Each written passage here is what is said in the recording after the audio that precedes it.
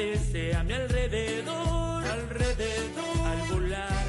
Destellos brillan en las nubes sin fin.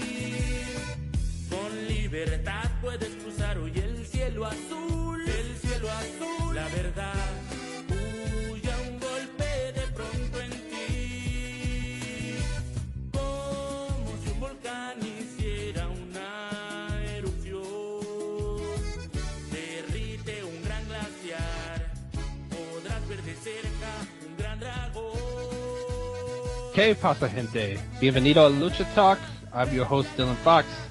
This is episodio 164 of our show. And it's a special one. We've got a big show to talk about. Maybe even some new listeners coming in. But still the same as always for us. Joining me now to talk Lucha once again this month. The year of our Lord, 2024.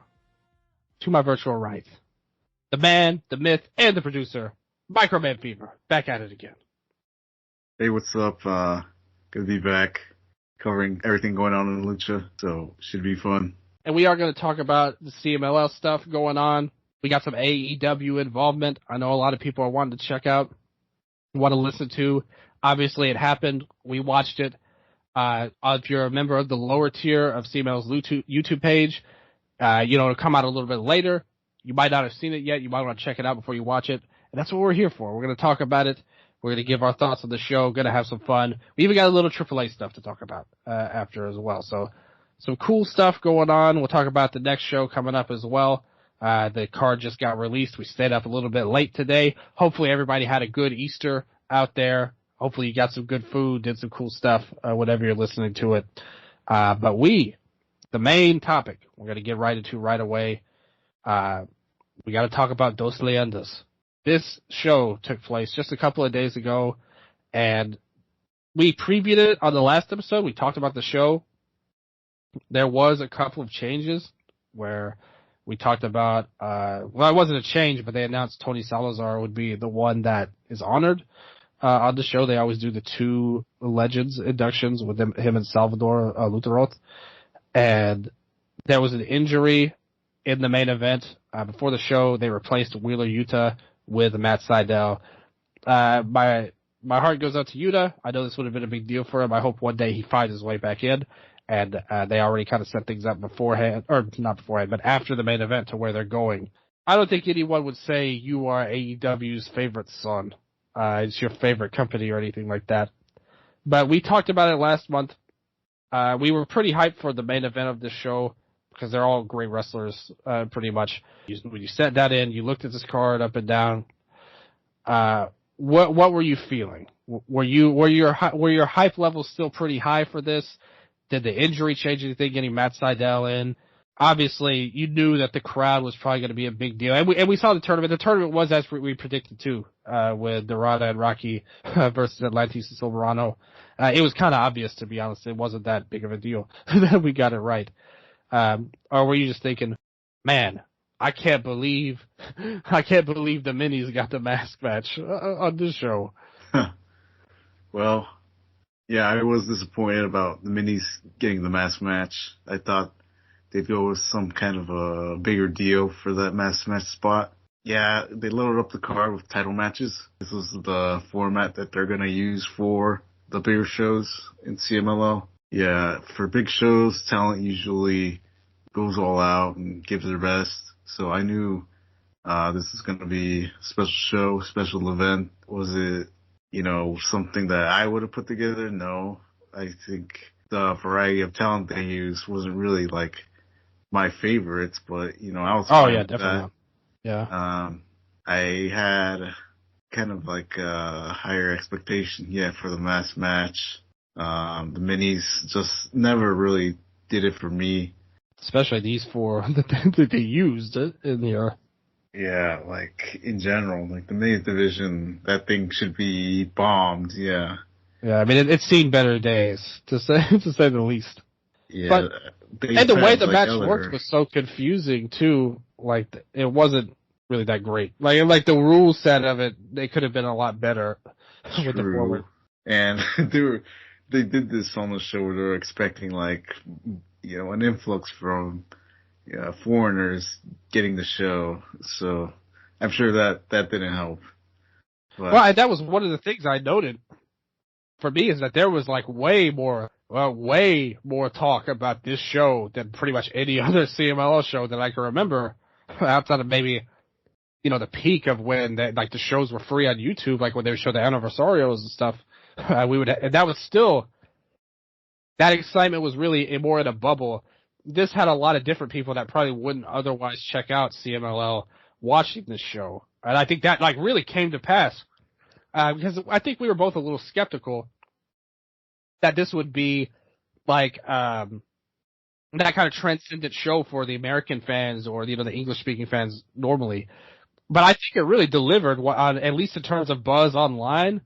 And we don't have the numbers or anything about the YouTube page, but I think just based on the buzz alone, CMLL had to be very happy with how this worked out. I think it totally worked for what they would have wanted, coming into it. There was much, much more buzz among English-speaking fans about this show than the other CMLL pay-per-views.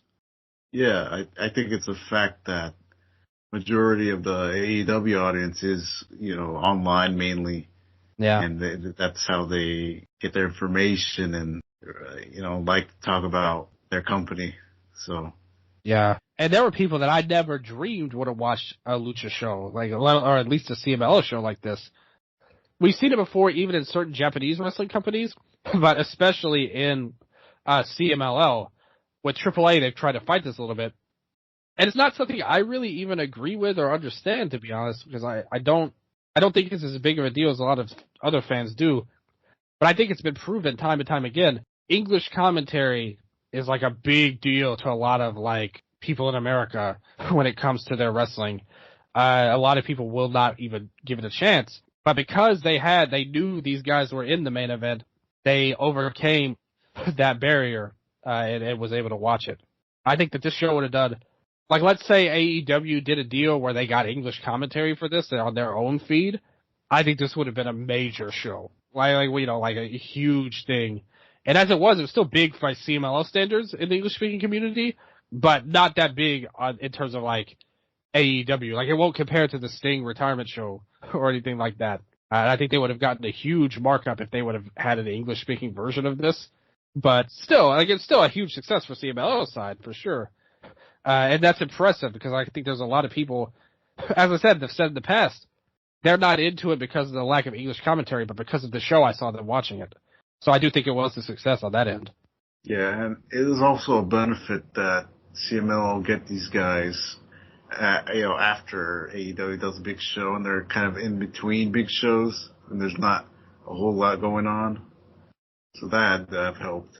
There's as much build between Bryan and Panther as there is for his AEW match.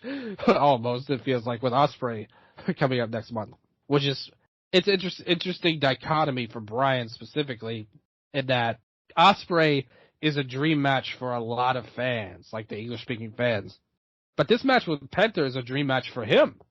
So it shows that that's kind of, a lot of talk has been going on about his retirement tour, so to speak. I think it's really played out that the way they're using him is he's checking boxes off his career wish list, pretty much. And who could blame him with the way this crowd was? I think this is definitely going to be considered a highlight for him, the way they reacted overall. With that said, the main event was what it was. I also think it's such a unique style for CMLL. It wasn't a title. It wasn't a mask match. It wasn't a hair match. There was no stakes, really. This was a really unique main event by CMLL standards for their big shows, overall. It's very rare you'll get kind of a match without stakes, I would say, for a CMLL major. So even if it's weak stakes, even if it's just like a Puestas match or a cage match, which nobody likes, pretty much at CMLL, there's always some stakes. I thought it was interesting that they just had this. It was a tag match. It's basically a setup match, ultimately, but they put it in the main event anyway, and it totally worked, ultimately. Mexican fans, last time they've seen most of these guys was in WWE. So. Yeah. So, even the fans that follow CMLL are, so, ingrained into the wrestling fandom that. Yeah. they pay attention to, what happens with these guys' careers and, in the wrestling scene in general. So they know. So, Yeah, I totally agree with that, and it played out on the show, obviously. Like, this was not even a typical Friday night crowd for CMLL. Like, this was like the fan base, the blood of the CMLL group. Like, these guys that came to this arena were very knowledgeable. Because there are other shows where it'll be a tourist type of show overall. most Fridays are. Yeah. But this wasn't this was not the usual crowd for Arena Mexico and on Friday. These were the fans that knew ahead of time, so they bought their tickets, and the tickets sold really quickly for this. Yeah. That's another thing. That was another mention about this is that the tickets were way up for this very fast. Normally, most of their shows are always successful, but just not as fast as it was for this go around. Yeah, and the fans always show up for the big shows. It's always like this type of fan. Yeah, absolutely. We saw it with multiple matches on this show, not just the main event. We'll talk about their reaction to certain people, like Atlantis Jr. on the show was a big thing. But the show started off with everyone's true main event. The Mexican tag team titles matches here, the national tag titles. You got Magnus Ruido versus Brillante Jr. and Neon. A lot of my criticisms for all three of these title matches are actually kind of similar. And that it felt like they were just matches. They were really perfunctory, They just did these matches to have on the show, to have title matches. And you've got a lot of good names. Neon has really, been great. Brillante Jr. is somebody they've put a lot of work in it, giving him a great push. The Predadoras, yes, they are pushed. Maybe not as deserving as some others, but they are pushed here. You're putting guys in here. This was like the basic version of this kind of match. Like, when you see this on paper, and I mentioned it in the preview, to me, Neon and Futuro are the squad. Like, you want them together doing crazy stuff. If you could have put them in a match versus maybe Brillante and somebody else in a tag match, I think this could have stole the show, potentially. And instead, we got a very basic 10-minute opener. Like, it was fine. Like, it wasn't bad, don't get me wrong, but I didn't think it was, special either. Yeah, I agree. Like, Neon is the standout in this clearly match. To me. Yeah. And he's shown that in the past year that he's been on CMLL shows week to week pretty consistently. He's really, I think, outgrown his opponents. Being Magnus and Ruido. I think Magnus and Ruido, they've gotten such a big opportunity, getting more and more bookings on Fridays that I don't really see that matching their skill level. I think other guys, should get a shot to do what they've done, but, these are the guys with the valid visas, so they're going to get on these shows and they're going to get used a lot more. And Brillante Jr., he's very ambitious in his performances, tries to go for everything, not the cleanest execution in everything that he does. I think that's his big downfall. So it's going for too much, but when it lands, it's good. I still view him as, someone that you should keep on the undercard, continue to develop, and I think Neon, deserves better, actually. Yeah, I totally agree with that. And we kind of see that if you've watched Brillante earlier on, when he was doing stuff, last month in the New Japan tour, that was kind of a thing. We know what I think would be good? Because they had a match on the tour. I would have had Neon and Futuro versus Brillante and Titan. Because they had a match. I think Titan's the kind of guy that can kind of help clean out a lot of his weaknesses, like Brillante. Because I'm with you. I see him. He's a project is kind of how I would list him right now. And they put effort into him. Again, it's not like that he's one of these guys, we were talking up there, Alcon Soriano Jr. That guy had a ton of talent, but was never getting anywhere for whatever reason. And Briante's not like that. They're giving him chances.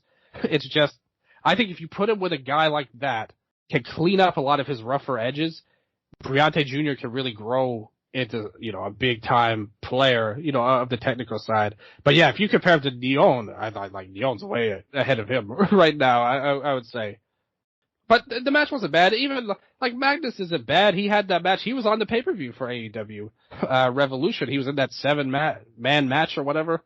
In theory, he could have gotten the title shot, versus Samoa Joe if he had won. And he might have done better than Wardlow, to be honest, if he had won that.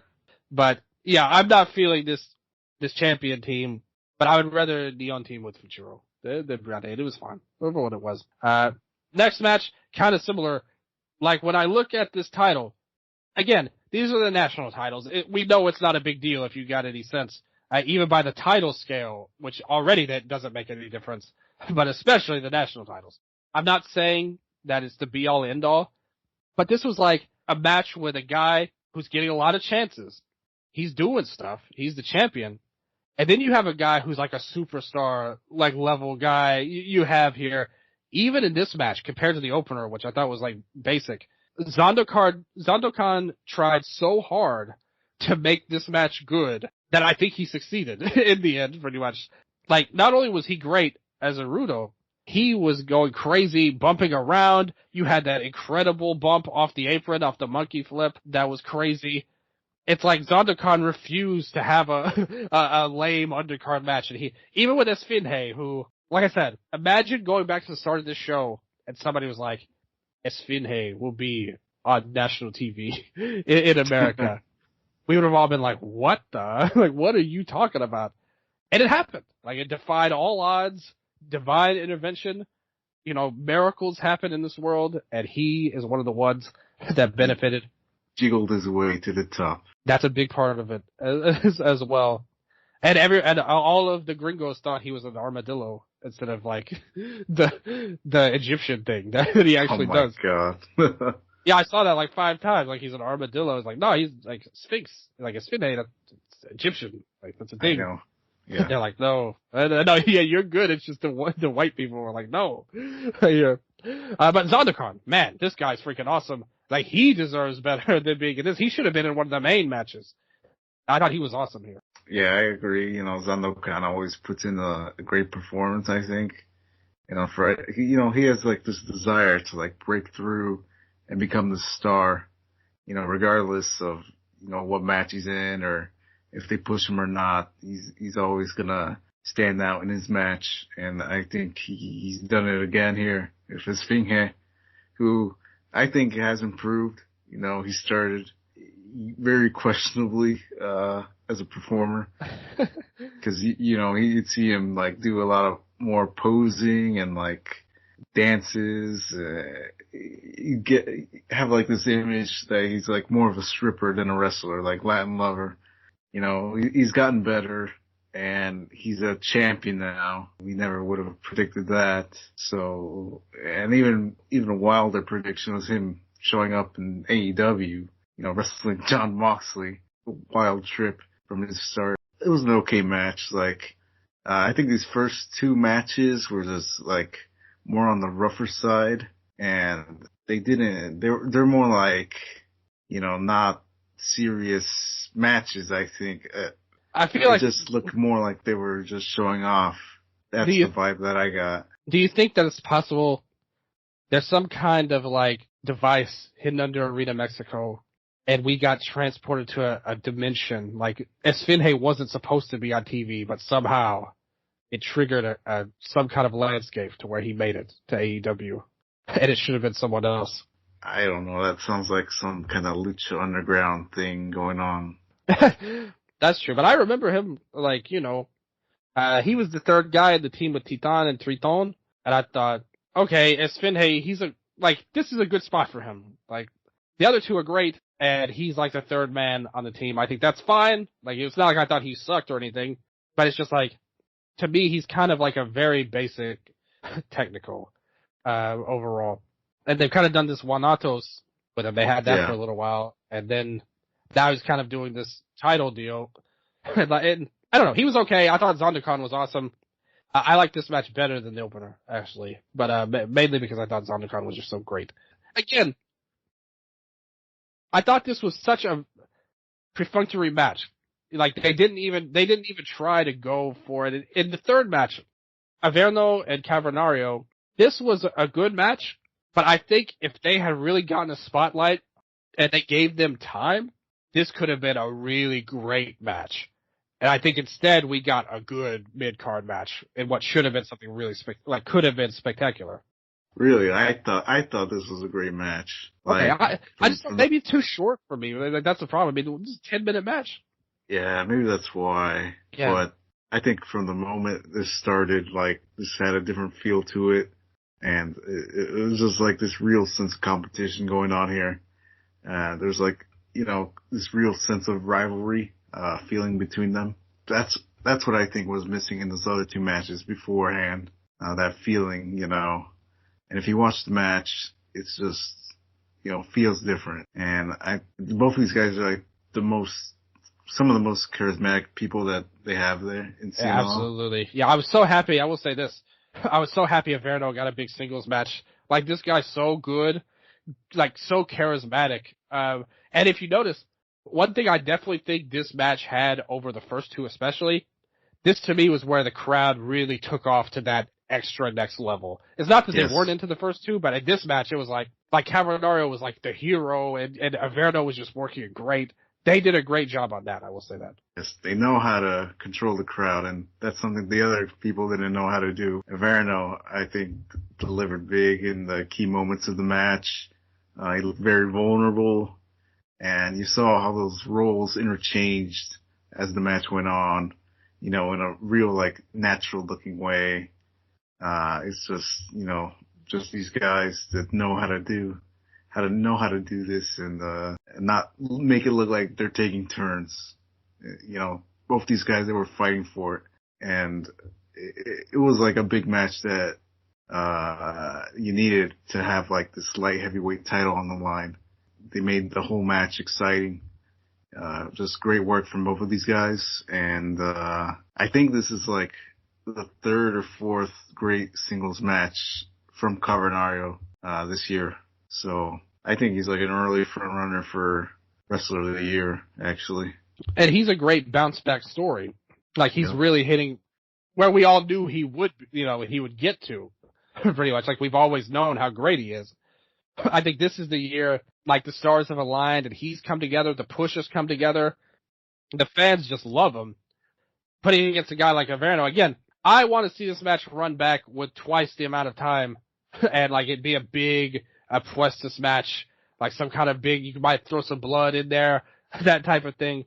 I think they could have like a match of the year level match if they were able to go all out. But what they did, there's no qualms with them, like what they did in the match at all. I just wish that it had gone longer overall. But yeah, they're great. The match was definitely a step up from the first two. I was happy too. Averno got the belt. It was nice to see him get a big win on a bigger show like this as well. And obviously they'll bounce back as well, so it's fine. Really good match here.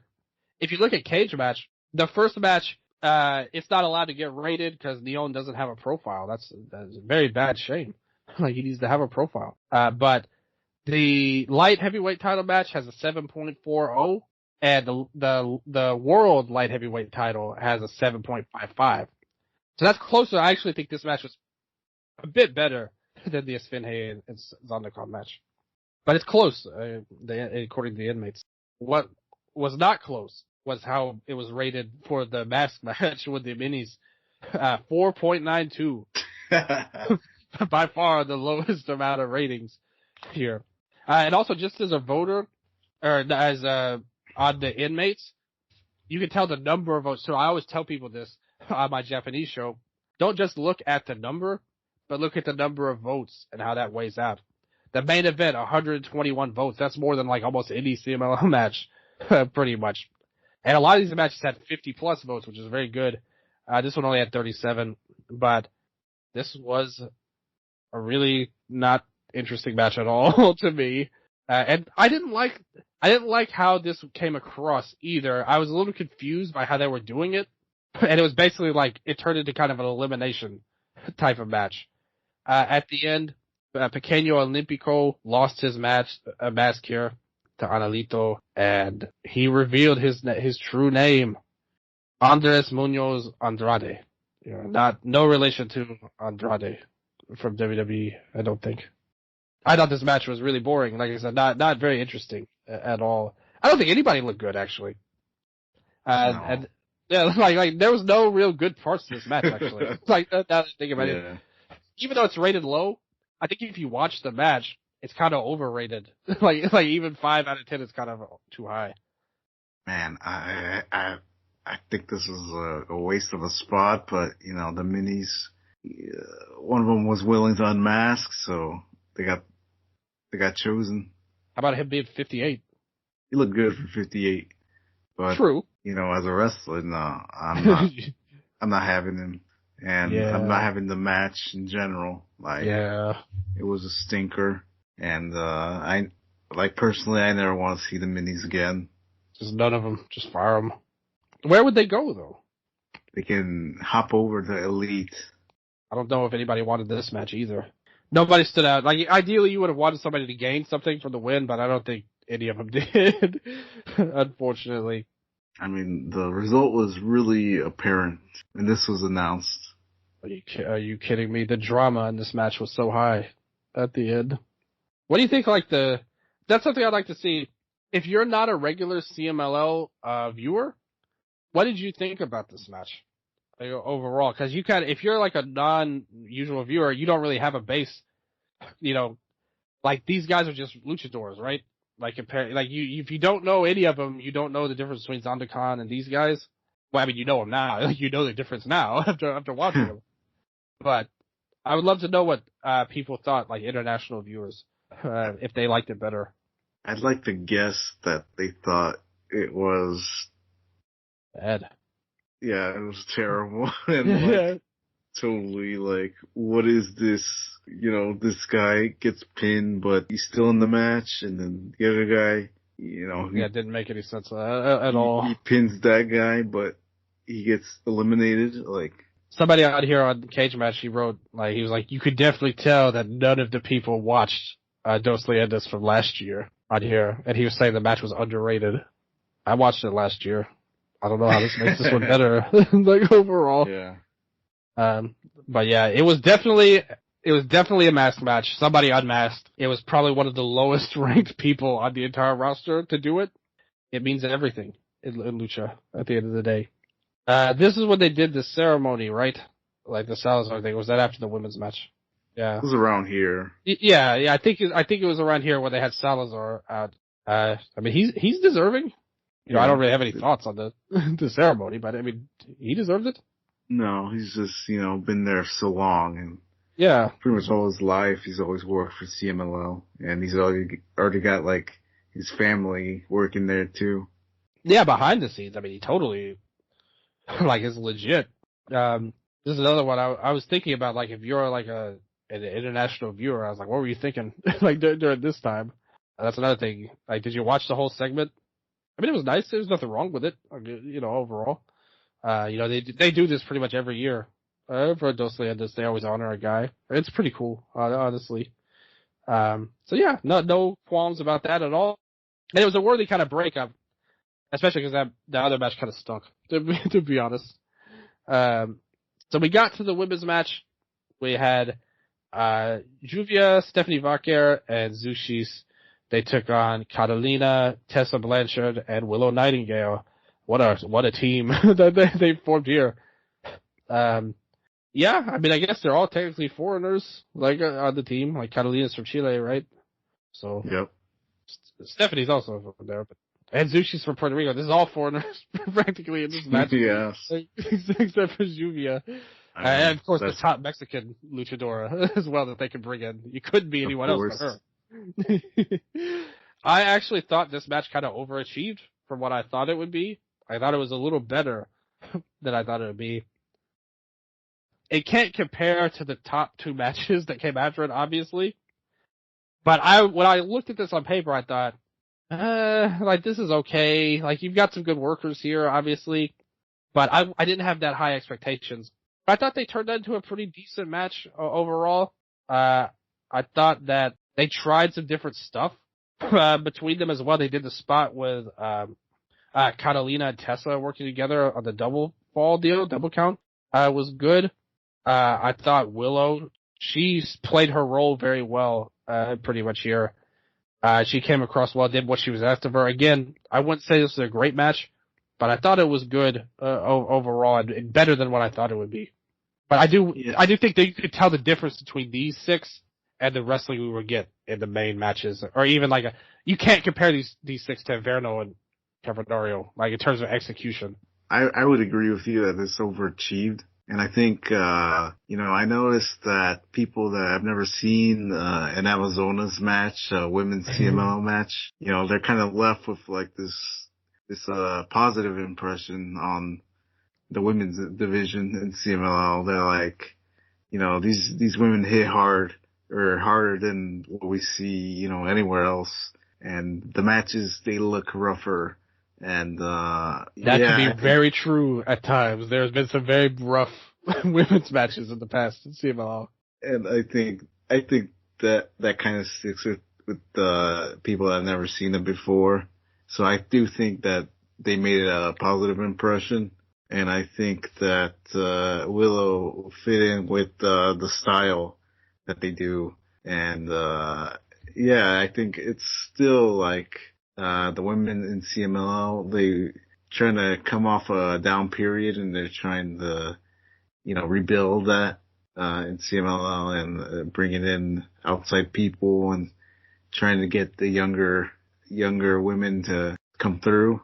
But, we didn't see, most of them, in this match. They kind of went with the trusted, older, more veteran women. Yeah, I think, Vaca, she's the ace and one of the best in the world, and she continues to show it, and she's, everything's kind of going around her, involving her. That's kind of where CMLL are with their women. I don't want to say Vaca's overrated.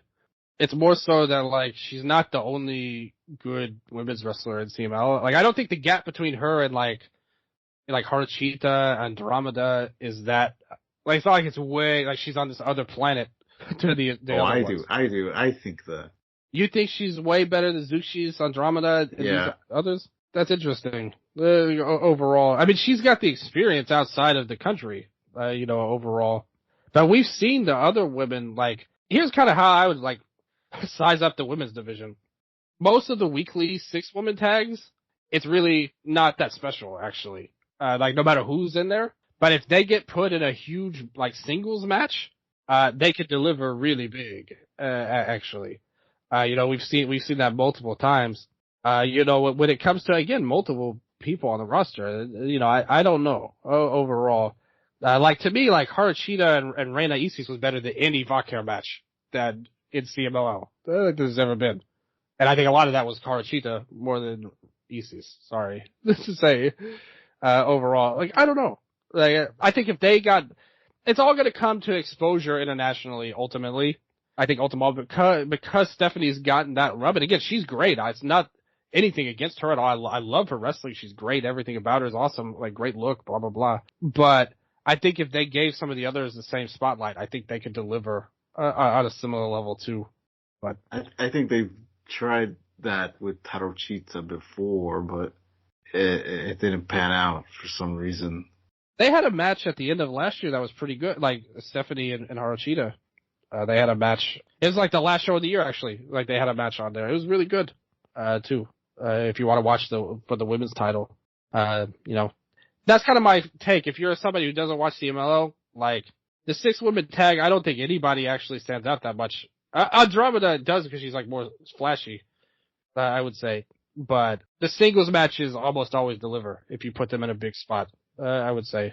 And Vaca is definitely the one everybody knows right now, and she deserves it. She deserves a lot of credit. She's worked very hard overall. And I thought the overall match was good as well. Willow did great. Yeah, no complaints about her. I thought she did a great job. Got the win, too, at the end, with the babe with the powerbomb. Good stuff there. The semi-main was the final. the Piraeus tournament, where basically you team a technical with a Rudo, and usually they're rivals. They put together.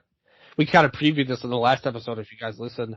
And yeah, it turned out basically how we thought. The two teams were obvious. I thought this match really was good. Was really good here. Soberano to me might be my favorite person right now in CMLL. I think he's just so great. And I always was a fan of his as a wrestler. I thought him as a technical was great. I never thought he was bad. I always thought he was one of the best. But when he turned Rudo, he got supercharged. Not only is he one of the best in terms of the in-ring, now he carries himself like one of the top stars of the promotion. And we saw it here. The ending was very gimmicky, I will say that. With him turning on him, it wasn't flawless. But I think that it totally worked, especially with the post-match angle, where basically it ended where it came down to Atlantis and Rocky, and then Soberano screwed over Atlantis to help Rocky win. And then they beat down Dorada as well, and basically the two Rudos teamed up together to screw up the trophies and bash them and break them. So I thought it worked out really well. And the match itself was really good. The action was so good.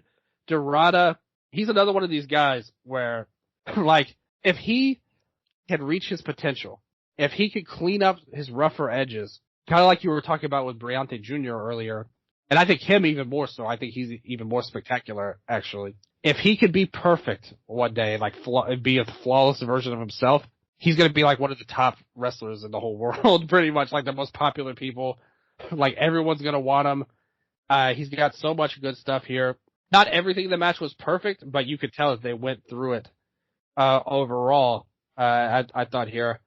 And I loved the finish, even though it was gimmicky, but especially the ending and the post-match, was really good, overall. And yeah, it was a really good match, I thought, and a great way to end the tournament. About Dorada, where you say he has some things to clean up, I think last year was just phenomenal year for him. I think he had that, top guy look. Oh yeah. Year, having awesome performances. So I think he's actually scaled back on his spectacularness since last year.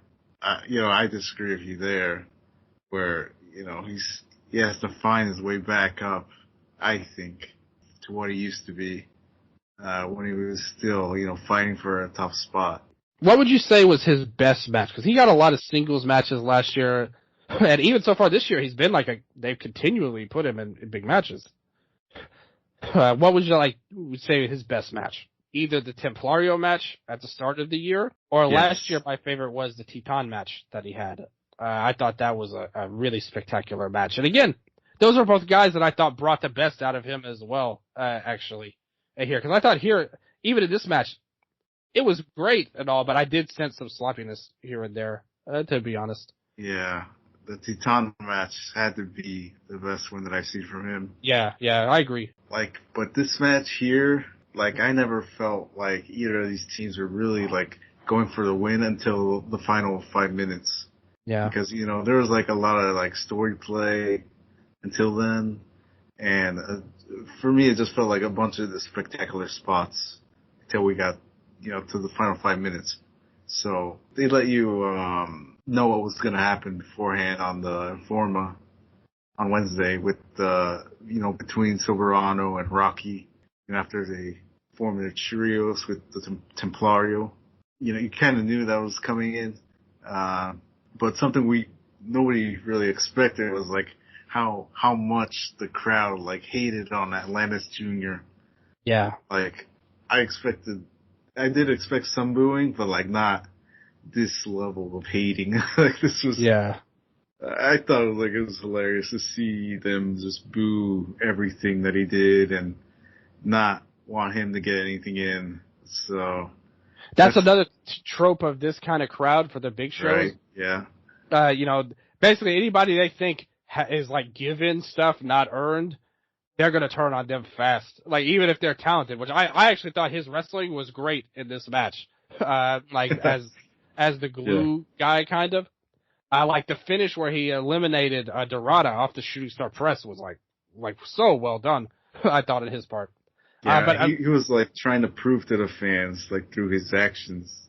I think the most like obvious case of this trope where somebody gets booed that doesn't deserve it for like kind of petty reasons. Remember when they did the Dragon Lee and La Mascara main event? Yes. And the crowd sided with Mascara. Like Dragon Lee's like 20 times the wrestler he is. And they're like, no, we can't let him be given these spots because he's a favorite of the company. And that's kind of seeing here with Atlantis. Like, he doesn't deserve it. Like, he's like the opposite of a guy who got a nepotism push. But because it is what it is, the crowd turned on him anyway. Like you said, even greater than we might have expected. Because, this year he's kind of, slacked off a little bit, but maybe it's due to the recovering from injury that he had before, because I think he went to Fantastica Mania still not fully recovered. And then he came back and he's still like trying to find his way, but now he looked a lot better. And, except in that Jericho match, I thought he really did not. Oh, that match sucked. Come off the best in that match. Like it looked like he didn't know what to do, what kind of match to have with someone like Jericho. And the puzzle many people have not been able to figure out. Well, I thought Titan really took a really good shot at that and had he did. You're right. Really good match. So I think that comes down to just knowledge and experience and his lack of that. Yeah, good point. But yeah, in this match he was trying really hard to disprove the fans. The results are there, so people can make up their own minds about that. And you got huge Rocky Romero chants, even though he's like one of the hottest heels for them. So yeah, it has been for like over a year now. Yeah, I kind of thought like maybe we're gonna get like an anniversarial match out of this, but with this level of reaction, if they went that route, and Atlantis Jr. is in that match too, the type of reaction is gonna be that night. I think the end game has to be Soberano and Atlantis one day. Like, not this year, but, down the line, that could be a huge match. Like, if things settle right. I thought they're gonna do like what they did with the minis, but for these four. Yeah, we've seen them do that a number of times in Dos Leyendas. Yeah. Like with the 4-way mass match. Yeah, but, the fans are just gonna super hate on Atlantis Jr. then, and it's gonna really make whoever he unmasks into a crowd favorite. I think they're gonna get just so much sympathy if that comes through. But for this match, I didn't think it was a great match. It was entertaining because of the crowd, I thought. What do you think of the finish? How they did it with Soberano, like turning on Atlantis, like where he helped Rocky win? That was really expected, I thought. So I kind of like telegraphed that. I understand. That's true. I thought it was like gimmicky, like I said. Yeah, I mean, it went with the match, I thought. Yeah, I did like the post match though, with Soberano and Rocky celebrating was pretty awesome though. Yeah. I do have to say. And the fans liked them, so. they vanquished the one they hate the most there. But I liked it. I thought it was a good, spectacular match. To be honest.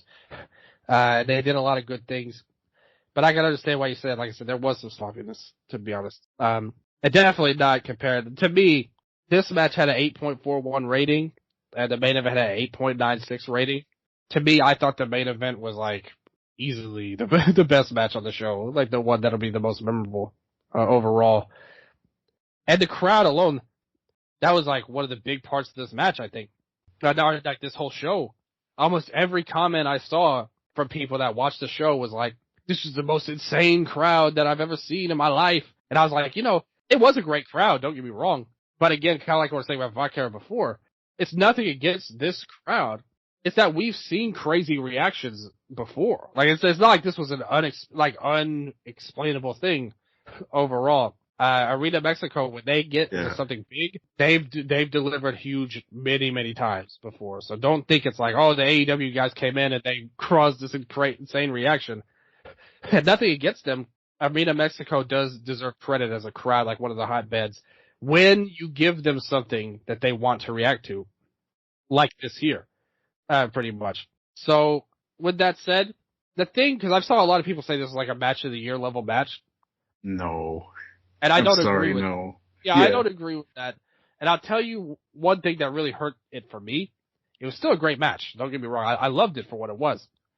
You said the other one was like very expected on the semi-main. I think this one, you would have to have like not watched wrestling before to think it was not going to end like how it did. It was so obvious. And as cool as the interactions were, and I think the AEW guys brought a lot of energy to this. And that's something about this whole feud that's been great. Like even in the AEW side, if you compare to how they use the other luchadors to how the CMLL guys have, all of the ones feuding with CMLL, and especially the Combat Club, they have taken it seriously and been very energetic on it overall. And I thought they really made that work, and I thought they brought that same excitement here. There's clearly a great deal for people like Bryan and Claudio. You saw even Claudio like dive into the ring on his entrance. He like flipped into the ring into his pose. That was pretty cool. The crowd knew all the spots. When he went up for the swing, like they all knew it was coming. The crowd totally was smart to everything here. The CMLL team was good. That obviously they were perfect, like these heroes for the fans was great. And it was a lot of fun and the atmosphere is great. I agree with it. I do think some people, if you're not a normal watcher of CMLL, those reactions are like way up in like, match of the year level. But for me, I thought it was a really good and effective main event. It just was what I thought it would be, kind of. Like, it didn't overachieve, in my opinion. I thought it was a really good main event. Even the stuff with like Moxley going after Ultimo Guerrero, I thought was like a lot of fun. But for things going how they went, I think that it wasn't a match of the year level match. It was just a really good main event for a big show. I thought the match itself was good. I don't think it was great. I think the fans and the crowd make it special, make it feel special, with their reactions, but not a great match. Not a match of the year match. I thought the match was more organized like a contest. It wasn't just these 8 guys just brawling everywhere. But, it was super apparent when they announced the captains. Yeah, come on. Like, you knew what was going to happen. That? Yeah. It was so, like, sus how they did it. And the crowd, you felt like they got, like, a cold shower when they heard Matt Sydal, team captain. Even with that, knowing that, the fans took it up another level. And I think that really fed the talent. And it just really energized everyone to give the best that they could. And it didn't even do that much if you were watching the match and keeping track. I think a lot of it was strikes. And you saw Ultimo as the one person who's taking like a ton of strikes. And I mean, I was dying, like after he refused to leave his feet after taking a dive. Everyone on the CML team bumped for their person, but Ultimo Guerrero was still standing. And, Moxie like went up to him and just wailed on him. And then the other people did too, cause he was still standing and then he finally took a knee. Blue Panther, his stuff with Ryan being like this giant tease, that was great. Them doing everything but like actually wrestling. Yeah. Yeah, that was great. How about Mystico, aping Brian's, move there with the yes chant? That's classic Mystico. Yeah, that was like a highlight for me. I was like, what the? Yes. When that happened. I think having 4 people aside also helped the match and kept everyone fresh. It helped make the match go at a higher pace, so the excitement never got a chance to die out. Claudio, just perfect in there. Perfect execution. If you want to like study someone, watch Claudio. Yeah, he's great. Uji, he got a big part of the match, I thought. I think he got the biggest part of his team. And then Bryan Danielson, the most over guy in the match, I have to say. Yeah. The whole thing to me felt like a video game. You just never thought you'd see like these people in here in this situation.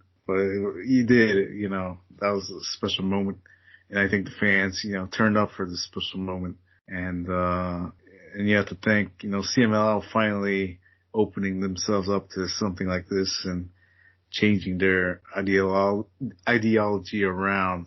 And you can see that they've grown from it. So they continue to, take chances and branch out to places that they've never done before. So I think overall, it's going to leave like a really great impression on fans that are watching CMLL for the first time. Oh yeah, I definitely agree with that. Yeah, I think they're going to want to come back for more, just like the wrestlers, because the wrestlers also, got to experience the feeling of a crowd like this, the arena, the people, everything. And it's like a drug to them. They don't get this feeling anywhere else, I think. So they're going to come back looking for it. And I really do expect them to be back in CMLL this year. A few notes here. Panther wore his mask for this match, even though it very famously lost it to Viano 5 in a great classic match. That was they did the thing where it was the commission gave him permission for it for this. Yep. Got a letter from the commissioner, Phantasma. Is he gonna wear that again? Yeah, Santos Escobar's dad is the commissioner, the head of the commission. Is he gonna wear that again next week in the singles match? Yeah, I think so. He needs to get another letter. Well, it's probably good for the week.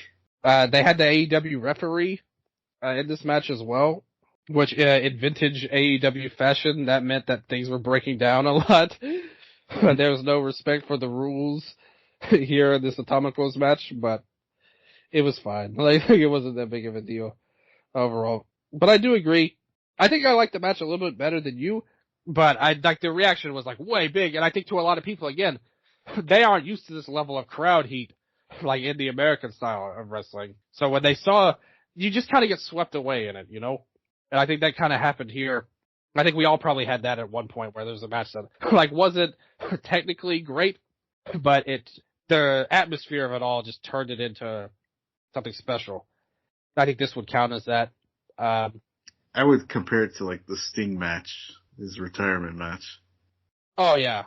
Yeah, like I said, and I was definitely one of the ones that got swept up in that match. That was a match of the year to me, more than this one. But it was. I get what you're saying, though. Honestly, as well, I think that's a fair point.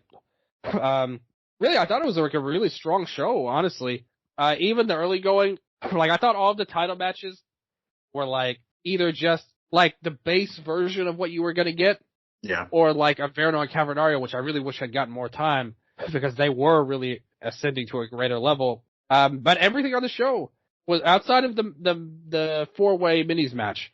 Besides that, I think pretty much everything got it done for what they wanted. Oh, I thought Cavernario and Verno was the best match on the show. Oh, okay. And second place is the main event. Good show overall. I do agree. The title matches, could have been better, but it wasn't the time to have those type of matches there. Especially all back to back to back. I think it could have been handled a little bit better. Women did good. What was up with them, playing Willow's music, and not stopping it? Oh yeah, all the errors and mistakes. Yeah, there was a lot of those. Stream productions, just, really poor quality. I hope that didn't run off fans from wanting to come back and watch more. I think it probably did, or they'll, find it funny and laugh at it. And I don't know if CMO wants that reputation, having these meme shows or streams. I didn't think it was compared to some of the TripleManias in the past, it wasn't quite at that level. Yeah, it could be just part of the charm. But I think everyone's going to remember the main event. Again, if you were a new viewer, I think that they got swept up in that. I really liked the semi-main, personally. I think a lot of the show was good, and it topped out with the top two matches. In my opinion, that would be my 1 and 2, the main event and the semi-main. I wouldn't say either of these Like we compared it to that like Dorada and Titan match. Like I thought that match would like blow away like as a match compared to the two main ones on this show. Yeah. Everybody just go watch that match. I think is the big thing if you've never seen it before. But yeah, like it was a really great show. The production was silly at times. There were some errors. I didn't love all of the like attempts at stuff with the main event with the referee and all that, but it was okay. They chose this show to debut a drone cam. You know, something they've never done before. They have like this cheap camera attached to a drone. Noah did something like that during the pandemic where they had the drone cam and they were doing all this different weird stuff to try and make it better. And this was like a lower tier, like, you know, like a lower tier version of that. I don't know if you've seen like this camera angle. I think it was like 01 did this in like early 2000s. It was like, it would be like a 360 cam. It would go around. Didn't the Crash do that? Like, wasn't there a show like a Young Bucks match in Mexico? They did the like revolving camera the whole match. I don't know. I don't remember. I'm not. Is this a Mandela effect? Somebody's got to reach out to me. There was a match in the Crash, I believe. I think it was a Young Bucks match, but they swirled around the ring the whole time. Oh, Lord. And you guys both hated it, but I didn't like it. You and Fredo, who was on the show at the time, you hated it. And I thought it sucked, don't get me wrong. But I'm pretty sure I said, okay, it's at least trying something different. But, I mean, I didn't like it either. It was really bad. Yeah. This wasn't as bad as that. Yeah, if it involved the Young Bucks, I probably hated it. You're not the only one that has felt that way in the history of wrestling, I would say. But still, thumbs up show. Definitely worth watching. It's got a really high rating on Cage Match, 8.80. And again, pretty much all the comments I saw were positive on this show. And I think it will come down. I mean, we'll see how it plays out. I think even the people saying it's a match of the year level, once they get to the end of the year, it won't be in that conversation, in my opinion.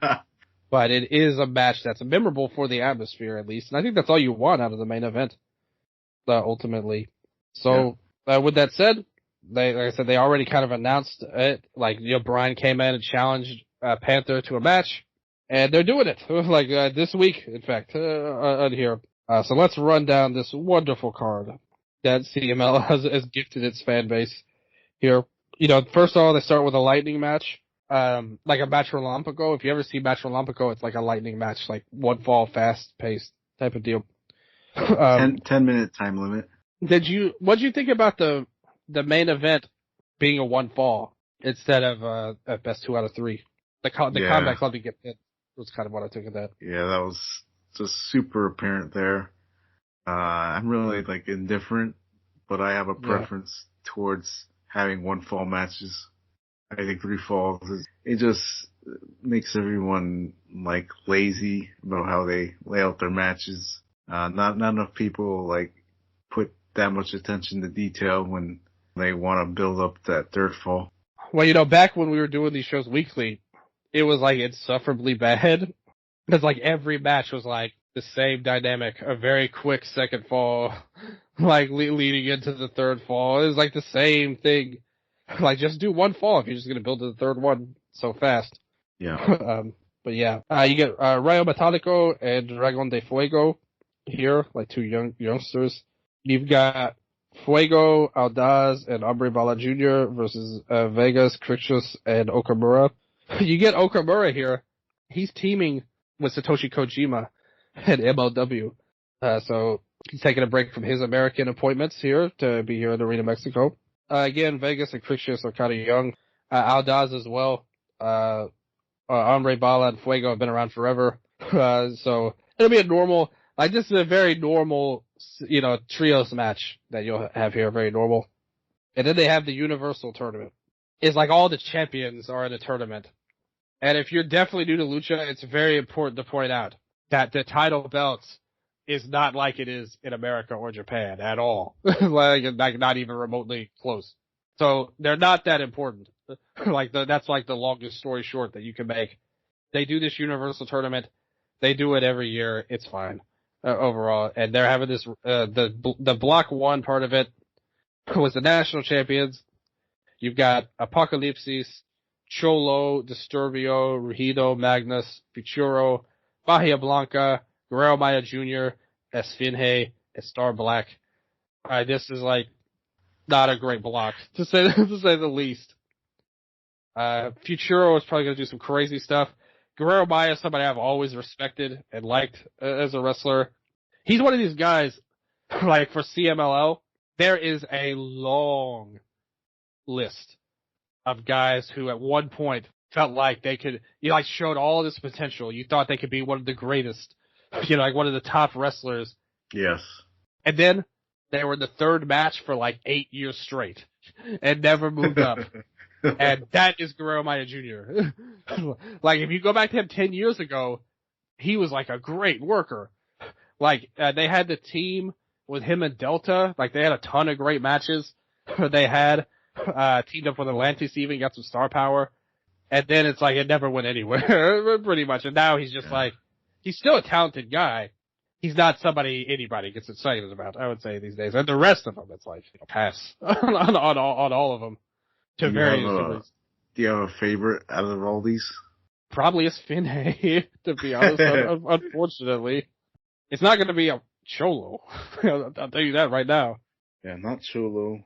My fear is that, I'm not a fan of Finhay, but I'll take him over Bahia Blanca any day. I'm going to go with Futuro. That's who my heart wants to win. So I hope that you're right about that. And obviously the main event, Blue Panther and Bryan Danielson. He is wearing the mask and the poster, to be fair, so you're probably right.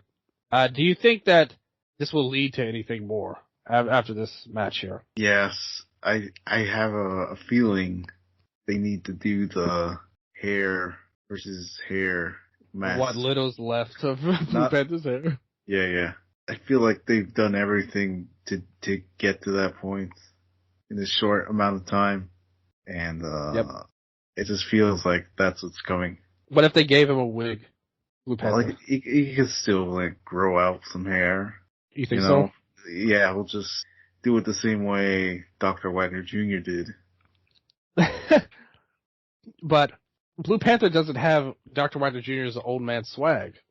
That's Ray Wagner you're talking about right now. They did do a thing. One thing I also liked, they did a YouTube preview deal with the Combat Club. On that show, though, Bryan said that he wanted to take Mystico's mask. I think would be a better option, actually. For an anniversary match, if they were going to do that. That could be the main event of the show. To me. I don't know if a Panther or Puestas match in 2024 does it. He's literally one of my favorite wrestlers of all time of any, nationality. But I still don't know if there's enough juice in that. But I don't know. I mean, this show says there is, Dos Leyendas. Maybe this match on Friday is going to be the test, to see if Blue Panther can still hang in there for a singles match. And I think, if they gave Atlantis at his stage, his match, then I think Blue Panther should get a shot. But, they have their own rules. And you did mention that Mystico versus Bryan was teased for a big match. Yeah. So they could go that route. And that would be a showdown, the star of each promotion having this one match. Yeah, I think that's the biggest possible match you could do, in this whole, company feud, pretty much. But it's so hot right now. If it were up to me, I think it would be better to do a Panther match and save the Mystico match for next go around. Because I think you can really drag this out and get a lot of great stuff. And it's not like these guys are going to be here every week, either. Yeah. So you've got room to extend things if you want. And it seems like a hit. Even among the American fans, they all like it pretty much. All the reactions have been positive to the feud they have. I also think it's possible that this could be something we see on a Forbidden Door type of show. That could happen. I definitely think CMLL is going to have involvement on that show. And it wouldn't surprise me at all if that's Bryan's home as a singles match against the CMLL guy on there. But I do think that they're going to want him back for the Anniversario anyway, like one way or the other. But I do think, wrestling-wise, I have full faith this match is going to rock. like Bryan in the main event, Yeah. that's an automatic win in my book. And like I said, he's one of my favorites. If you remember his match a few years ago with Sam Adonis, their pointless match they did was like highly successful. And I would say Bryan is a significantly better wrestler than Sam Adonis is overall. So I don't doubt them. I just think it's weird, like with the follicle situation is what I'm doubting with the Panthers is all there. But yeah, good show. Check it out. Friday. I'm not super hyped about the Universal tournament, to be honest, but the main event is worth it, and hopefully it's a lot of fun. Honestly, the Friday card looks like a one-match show. It totally is. Like, the main event is what you want to see. Like, feel free to, like, take some time, like, show up, like, 2 hours into it. like, or whatever. Or an hour, maybe an hour into it. Before we get to the TripleMania card and get out of here, what's up? Let's talk about this Elite coming back here. You know what, Dylan? Elite is coming back with their own show. April 21st. It's going to be headlined by Rush versus LA Park in Super Libre. So that means like no rules.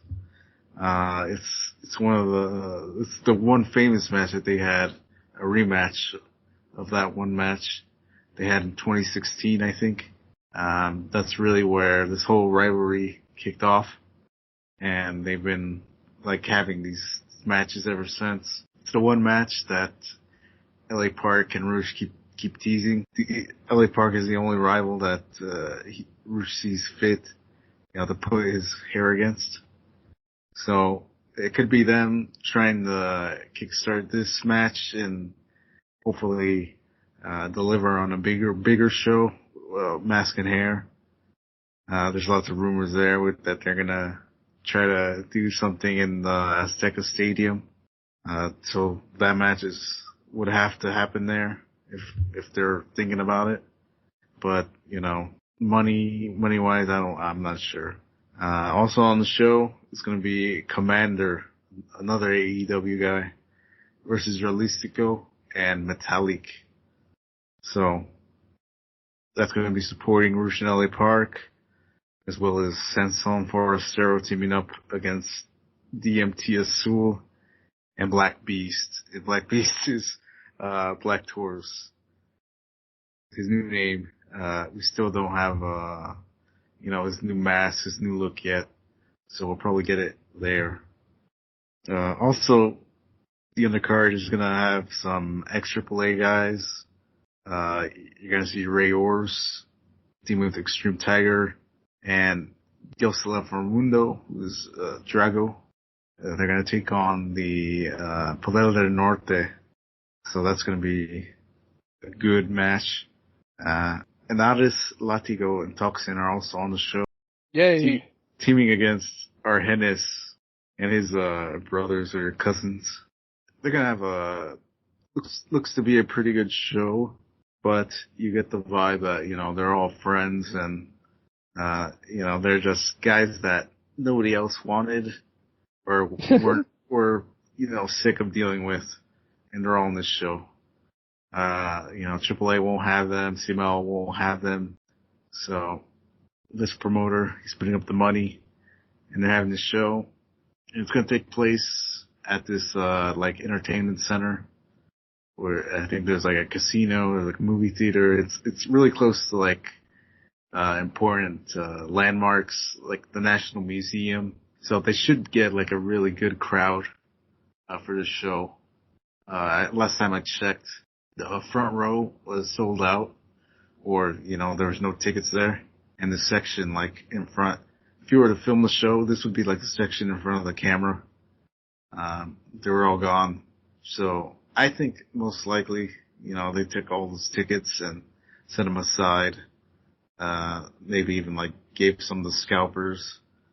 I didn't see a lot of other tickets sold, so that was kind of suspicious. So that's Elite coming back. No TV deals announced this time. You'll probably see something like this on YouTube come up. So we're going to take a look to what AAA is doing as well, since they are kind of related. That is true. I mean, you had a lot of ex-AAA guys on the show. I mean, And, they even did the Rush in LA Park thing in AAA for a while. Yeah, so AAA, yeah, they came back with their strategy of involving these older stars or stars from the past and try to blend them in with the new talent coming up or that's come up in the recent years, like a Pagano, like a Psycho Clown, like Mr. Iguana, Like UT Marshall. Neom, I guess, Octagon Jr., all those guys. They've kind of like done shows with like more older people than newer people, and then more newer people than older people. So it's like they're still figuring it out, or they promised these guys this amount of work and these guys another thing. It's still like up in the air what's their strategy going to be and putting together these shows. The retro shows are what has drawn fans back into AAA, and you can see just a huge difference in attendance comparing these old retro shows to like what they have going on now currently. Currently they're not drawing very well, but the retro shows, seem to have sold very well. So I think that's going to be a huge motivation for them to keep working with these older guys and try to involve them into future plans like TripleMania. And you can see it with the announcement of the involvement of Latin Lover coming back. And I think that's going to do to his podcast kicking off. And Vampiros also has his own podcast kicking off too. He was a special guest on his show, Vampiros Podcast. That's where they got a lot of attention, dishing the dirt on these older guys and what they had to go through and all the hazing and stuff. There's like a recap. I have a recap of that on my Tumblr page. If that's linked on my Twitter, on my profile. So check that out. Yeah, I think that's kind of set off like a chain reaction of guys doing their own podcasts. Actually, with Vampiro having success there. He's gotten like over millions of views for some of these shows. So I think, obviously, wrestlers having that brain, they're going to want in on it too. And you already see that with Damian, 666, doing that on the Crash, YouTube channel and others as well. But you can see, just like this evolution of how wrestlers in Mexico talk about wrestling. Before it was like really guarded and difficult to break through and try to extract any kind of info out of these guys. And here they are, on their own podcast talking about everything. Like Cibernetico, like a few weeks ago, I think he was talking to La Parca's son, who is Caris La Momia Jr., and he was talking about how La Parca would just, bang like all these fans and, get these women back to his hotel room and, do things with them. It's just like wild stuff there. Yeah, Cibernetico. He was like the best at that. So AAA, they're bringing back Latin Lover, to do this special spot for Vampiro on his retirement tour.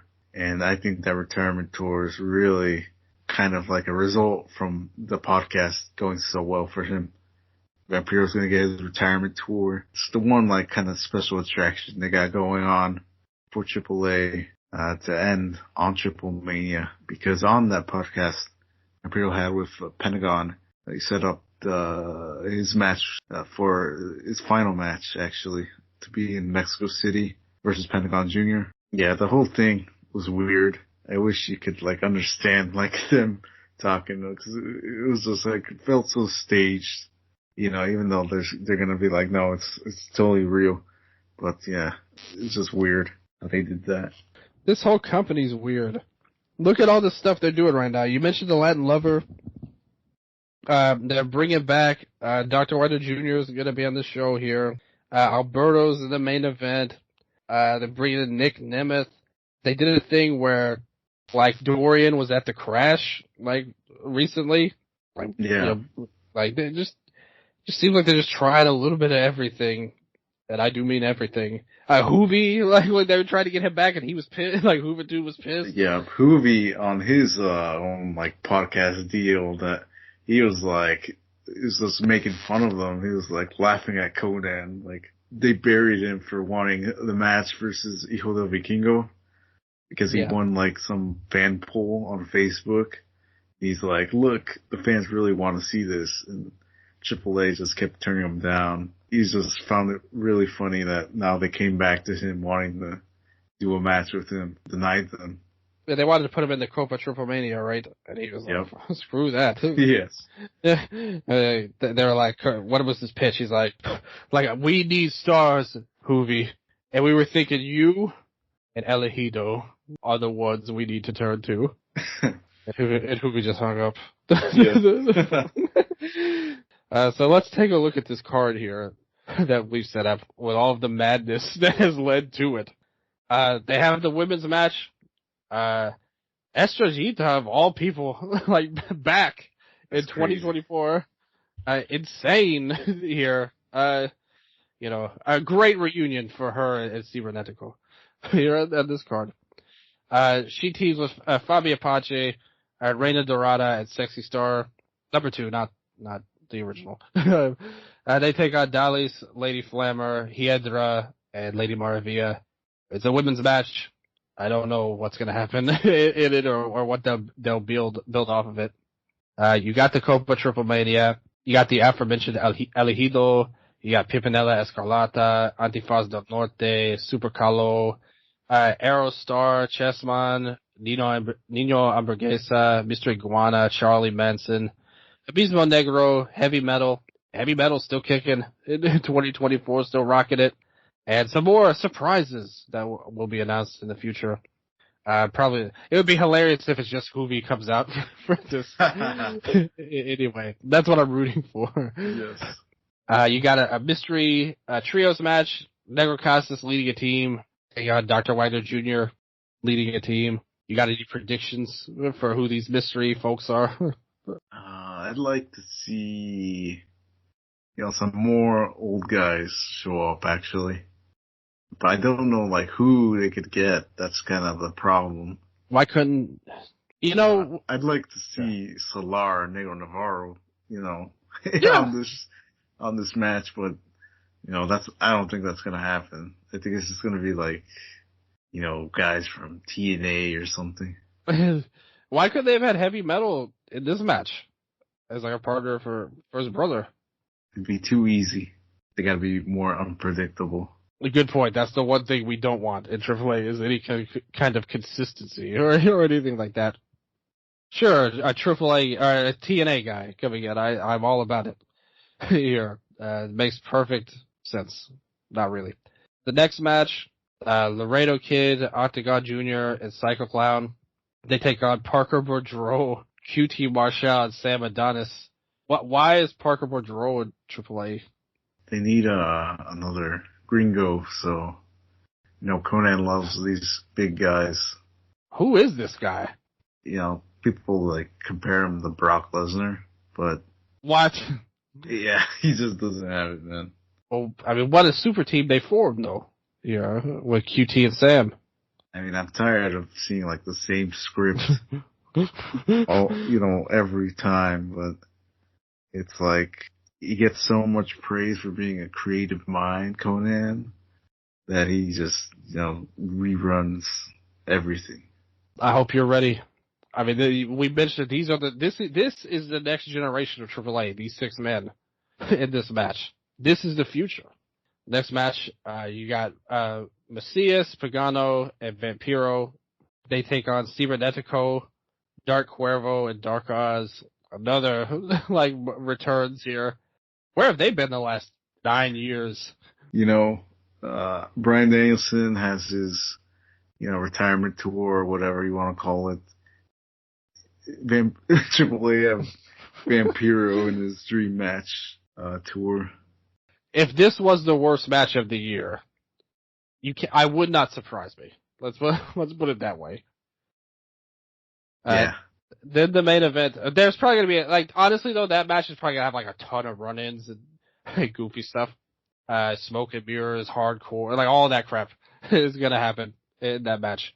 And then the main event, Nick Nemeth, the New Japan champion that he is, the global champion that he is. He takes on Alberto El Patron, going for the AAA Mega title to follow up if he can go after his injury. This will determine it. Yeah, Alberto, he's positioned himself as the people's champ in AAA, so he's gonna do it for the people. He's gonna defeat the evil Gringo and become the Mega champion. I think it's like that. Just him, what is it, Nick Nemeth showing up? Yeah, Nick Nemeth. I think that's just like wild. You know, they could get a New Japan guy, a champion, to show up in AAA. Yeah, it's really weird. Like, to be honest, I kind of like think that, you know, CML is gonna flex their muscle. Have him removed. They can't lose Nick Nemeth though. He's just too big of a star. So I think AAA is gonna have to, you know, all of them are just gonna have to run the risk here. I think it kind of shows you what they think about the global title. Like New Japan. Fine. Like, he's a TNA guy anyway. But it's possible. Let's face it, they've done worse over less than, you know, like ruining this match if they wanted to in the past.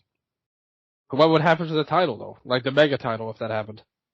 Like they wouldn't have any hesitation to put someone else in, like Brian Cage, you know?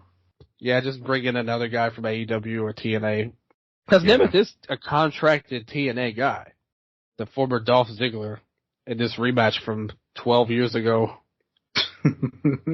WWE. My hype level is like absolute zero for this match. I didn't like this stuff then. I never liked Dolph as a wrestler, so I'm not gonna be into it now. Me neither. I think a lot of people feel that way. I wonder, do you think this company is like, how many internal problems do you think AAA has right now? When you look at this card, like this is what they're bringing us. If it came out that like they're on their last legs, would it really surprise us? No. Yeah. Like, this is their like last gasp. This AAA, this TripleMania Monterrey. And if that does happen, we would do like a retrospective show on AAA, like the whole company. If that happens, we're gonna go through their whole history. Like if they do fold up, because that's kind of how it's looking when you look at some of this stuff. And like I said, all their moves are so random that they're making right now. It's hard to understand what the logic is. That's something even at the hottest periods of AAA, I don't think we ever fully understood what was going on there. Yeah, this is coming off of working with AEW. Yep. And their biggest stars, you know, they got the Young Bucks, they had Kenny Omega on their show. Yep. And this is where it's ending. It's definitely kind of a dramatic drop-off, I would say, the way things are going, but maybe they have an ace up their sleeve we don't know about. They're still setting up the real TripleMania, like the one in Mexico City. Yeah, there's no, like, big match that they're building towards, other than the Vampiro retirement. That's it. That's all they have, pretty much, right now. Maybe Hoovy could negotiate a deal and get a bigger match in Mexico City. But yeah, that's AAA. Like, we covered both fairly. You know, we did the job here.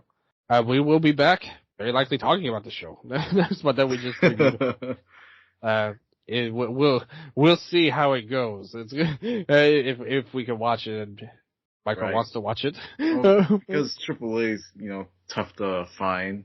It's tough to find a live stream of it because, you know, you either need like a VPN and like subscription to a channel that you can only get in Mexico to watch it.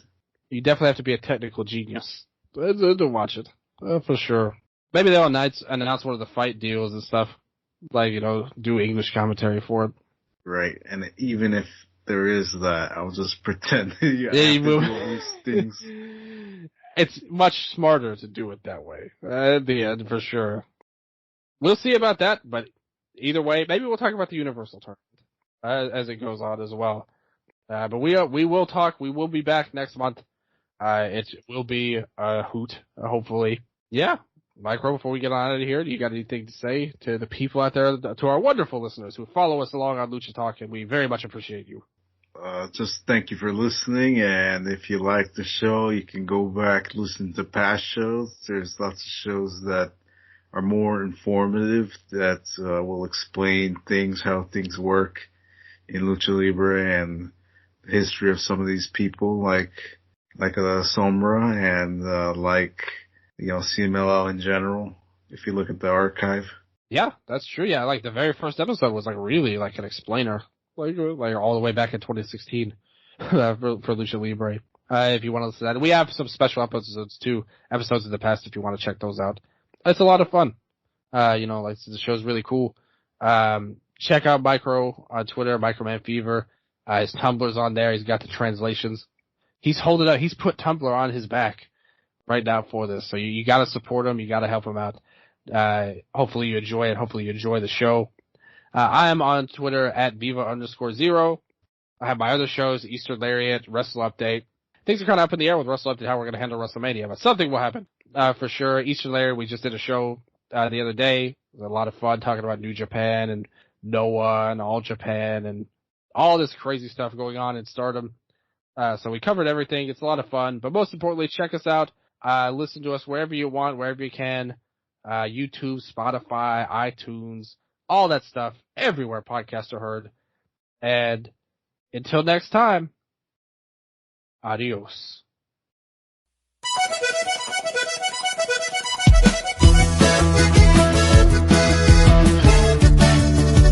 Y con más poder, una vez más,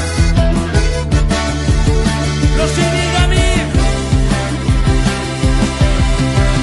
El cielo resplandece a mi alrededor, al volar. Destellos brillan en las nubes sin fin. Con libertad puedes cruzar hoy el cielo azul, la verdad.